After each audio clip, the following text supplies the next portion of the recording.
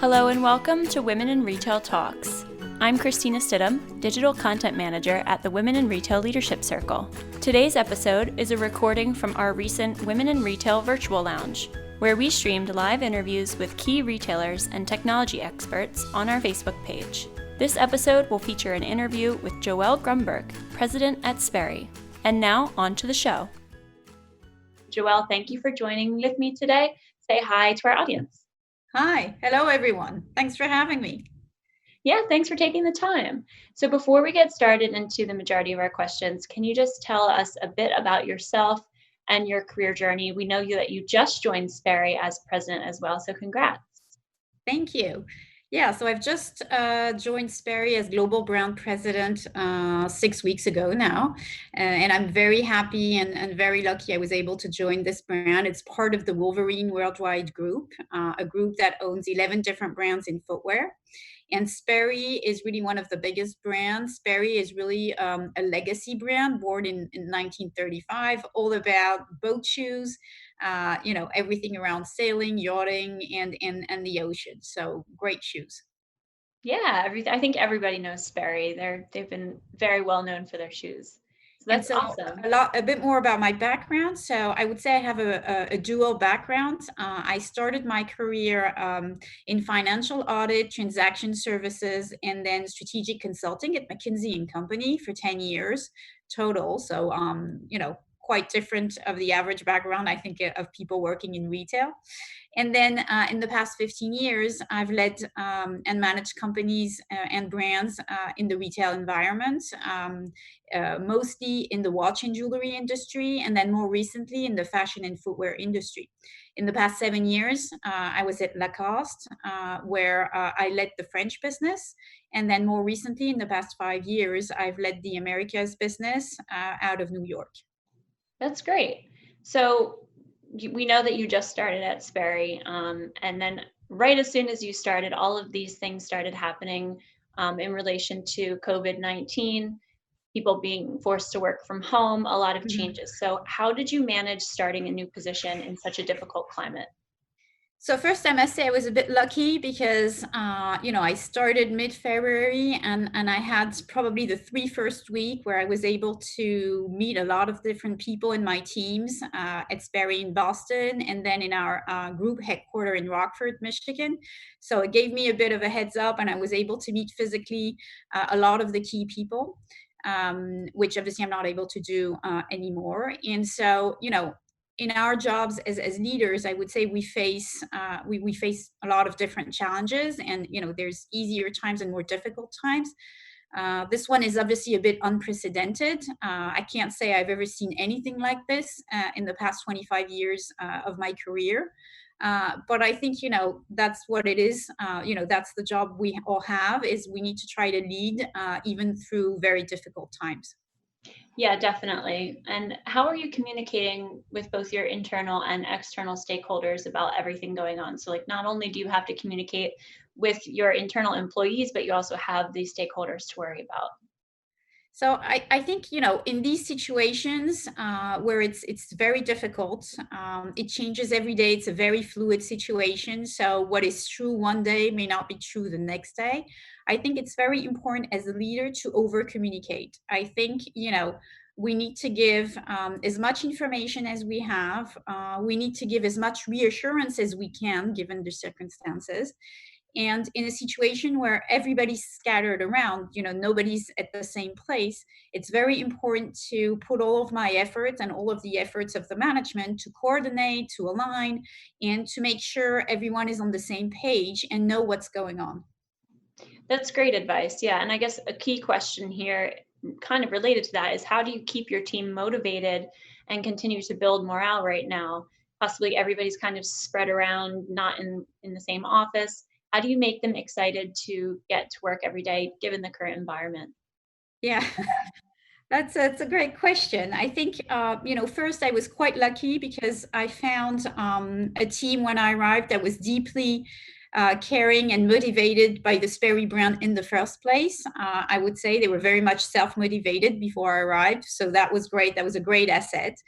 Now, that said, in the situation we are now, in these past 10 days, Obviously, we completely need to reinvent our ways of working to ensure we stay on top of what's going on.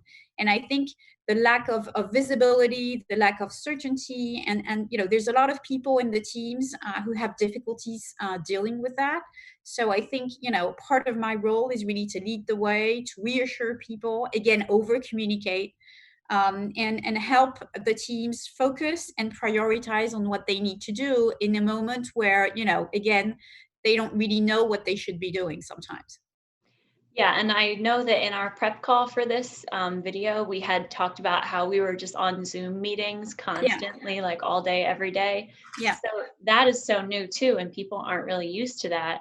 So it kind of relates to my next question of how you're managing people who are now all working from home. I wanted to ask, how is it going? And do you have any management or remote leadership tips, maybe about these conferences or other creative ways to still have group meetings? Yeah, so I think, I've personally never been a big fan of working remotely, and my teams at Lacoste can tell you that. But now everybody's working from home, including myself. So I think, it's like everything, we just need to adapt. This is the new normal, at least for a couple of weeks now, maybe months. Let's see. So I think it's on us to make the new ways of working efficient. We're lucky that we have a lot of tools, Zoom, WhatsApp, Teams. I mean, a lot of different things to help us, do this and go through this in the best way. And so we're all leveraging these tools. But it's true that a lot of people, are in a situation where they have their kids at home. Both adults, are working from home, and it's sometimes very difficult to manage. And we need to be mindful and make sure everyone gets into a normal new way of working and is able to perform and like the way of working in that situation. And it's not easy, and I think it's going to take a bit of time. Yeah, just even to get used to having everybody in the house, switching, if you have a video meeting somewhere quiet, Yeah. who's gonna be where, and especially if you have kids, it can get really crazy. So, Joelle, I know that you're a leader known for equally utilizing your left brain with your right brain. Can you talk about how that creative and more serious skills are handy, especially given the current environment with all these changes and all these things you have to adapt to? Well, I think, the bigger the challenge is, and specifically today, the more it's important to be able to balance, I would say, both sides of the brain and both sides of thinking. I think, I tend to see a lot, things through analytical and financial perspective, because that's a lot of my background. But I think it's key to balance with the, I would say, emotional and more human approach, specifically now in the situations we're dealing with. I think we need to be able to rely on both sides and rely on both skills to be able to relate to the teams and make sure the teams understand what we need to do and where we're going. I think if we only approach topic through the financial lens, you're going to leave a lot of people behind. And I think it's important, again, to understand the specific of the situations and what people go through and be able also to deal with the problems on a more human perspective. And that's what I always try to balance, because I find it, the most efficient. Yeah, and I feel like everybody is just looking for some more human interactions at this point, like for you to remind them that, you're a human too and you understand what they're going through because you're going through the same thing now that we're all being at home. So that definitely is good advice. So can you talk about any self-care tips that you might be using?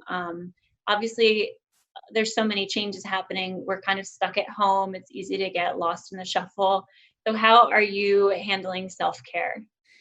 I can't say I'm not, I'm the best person at self-care. I always get we always get a lot of these questions about work-life balance and how do we deal with this as women. And it's always, big topic, I would say. I'm, very much focused on my job and what I'm doing, I would say, on the professional point of view. But one thing I'm very sort of strict on, and I try to, really keep on doing it, is really eat healthy. sleep well. I think that's something very important, specifically when there's anxiety and you don't know where you're going. There's so much uncertainty right now. You can feel that sometimes at night you can't find the sleep or the quality of sleep you would like. So I try to make sure I relax before going to bed, and try to get all the negative out of my head before I get to bed, to have a great sleep. And obviously still exercise a bit, although it's got more complicated because we're stuck at home in the New York apartment. So no more gym, no more walks or run in Central Park. But I try to still keep exercising, and I feel that's great because it really gets all, I would say, the negative thoughts and the negative out of you, and keeps you very positive and really upbeat. Yeah, it's definitely hard because exercise can help so much, but then it's become so difficult Yeah, to even just like get out and take a walk. So that's a exactly. really good idea. Maybe do some yoga or something Yeah. to ease into the sleep. So, how are you using your network at this time, or who do you turn to if you have a question or if you need support or advice? Who is in that network? How are you using them? Well, I've always loved networking. I think, this is something I've been always strong at, whether, when I was in France or, since I've arrived here. Obviously, I have now a different network than the one I used to have a couple of years ago. I think in the situation we are in today, where we need to social distance, it's very, very important to keep in touch with the people you love, of course, but also with the professional network. I think it's not because you're not going to cocktails, events, galas, or conferences anymore that you have to cut ties loose. I think what I've been doing in the past week is every day keep in touch with 3 to 5 people. Send a text, send an email, call. Just how are you doing? How's your job doing? How are you thinking about the whole situation? I think it's a bit selfish because obviously I want to know what people are up to, and I think it sometimes helps me thinking about things differently. But it's also genuinely caring for people, and I've heard about people I know that are now in a very difficult situation from their job perspective, and I think it's important for me to be there and also support when people need it, because the day you need it, you're happy to find people who support you. So I think that's an effort we all need to do now, is to get out of our bubble and spend a bit of time every day, reaching out to people and just caring for them a bit. Yeah, that definitely makes sense. And that's great advice just to let people know that you're there and you care too about Yeah. them. So we have had two questions come in from the live audience. So one question wants to know how you are balancing short-term priorities given everything happening with your long-term focus. So that's a tough question, because Yeah. that's a question I have on my agenda, I would say, every day. I must say, in the past 10 days, I've been probably 120% focused on short-term urgencies, and going through the emergency situation we are in, dealing with all the topics and everything that is coming up linked to the new situation. But I'm not losing track, I would say, on the more long-term agenda we're defining for the brand, because, before this whole thing started, we had put together, I would say, a more long-term agenda on how can we grow the brand and get the brand stronger and even more desirable out there. And so this is still on my list, and I hope very quickly, somewhere next week, I will, come back to being able to address these more midterm, long-term topics, because part of my job is really to always move forward on parallel tracks between ongoing operational hot topics and also the midterm, long-term strategy. And it's important that we do not lose track on that, and we do not get completely overwhelmed by the day to day. But obviously, in the past week, I was overwhelmed by the day to day. Great. And our next question, I think we already touched on this earlier, but they want to know. So I'm just going to ask. Do you ascribe to the philosophy that in these difficult times, it is better to over communicate with teams, or do you believe it's better to only tell teams essential information? No, I really believe you need to over communicate, which comes with with problems, which means that sometimes you're going to say something that you believe is right, but in fact it's going to deem wrong, and the next day may be wrong. You're probably sometimes going to be, again, assuming things that are not correct. But I think, we're not perfect, and I think people know that. We always try to be ahead of the teams and to set a vision. But I think people will understand that if you over communicate and you're spending the time to write to them, to speak to them, and to discuss with them, sometimes once in a while there's something that's going to be wrong, or you're going to say something or assume something, and it's not the reality. But you're doing it, genuinely and transparently, and I think people will understand that and forgive that if you're wrong. Yeah, definitely. It kind of follows the same pattern we were just discussing on our previous chat with our sponsor from Bluecore. She was saying if brands can over communicate, that would be better. And then kind of people will understand if there's something that changes because everything is changing. So that's great Yeah. advice. So let's end this on a positive note. I have one last question from me. When the coronavirus pandemic is behind us, so looking forward, I don't know how long from now, what are you most excited about in the world of retail going forward from that point?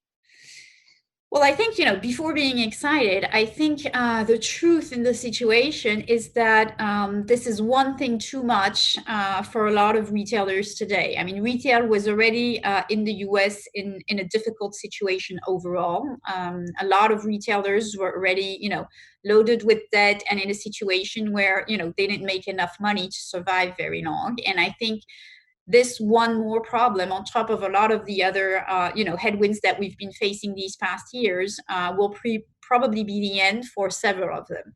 So that's very unfortunate. I think it will significantly reshape the landscape for sure. I think the good thing and the upside that I see for some of the brands and some of the retailers is that it will be even more important afterwards to define what your brand stands for, what you should bring to the consumer, what value added your consumer experience should bring. And us as brands, we should really think about that and really be strong about that and what we want to bring to our consumers, because it will be even more important after all this. But again, it will be difficult for sure. Yeah, that's great advice for other brands out there. And that's about all the time we have. We don't have any other live questions to get to. So thank you so much for your time, Joelle. You had really insightful answers. And I know our live audience really appreciates to hear from you. Thank you, Christina. Have a great day. Thanks for listening. For more information on this podcast, please check out our podcast channel page at womeninretail.com/podcasts for show notes. Women in Retail Talks is available on Apple Podcasts, Google Play, Stitcher, and Spotify. Make sure to subscribe on our podcast channel page as well. If you've enjoyed this episode, please take a few moments to rate and review. Thanks, and until next time, this has been Women in Retail Talks.